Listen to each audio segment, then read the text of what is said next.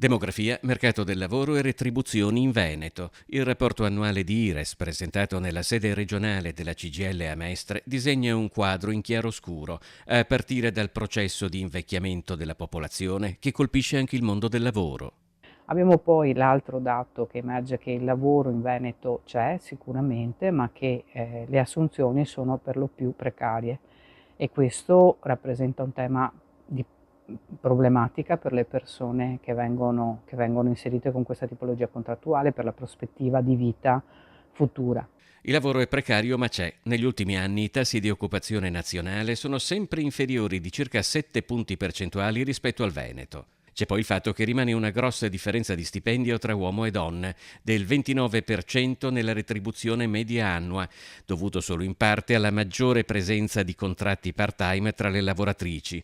Tra i full-time la differenza della retribuzione media annua tra uomo e donna è del 16%, 5.500 euro. Una grande differenza di genere, importante, in tutti gli ambiti lavorativi e in tutte le tipologie di assunzioni.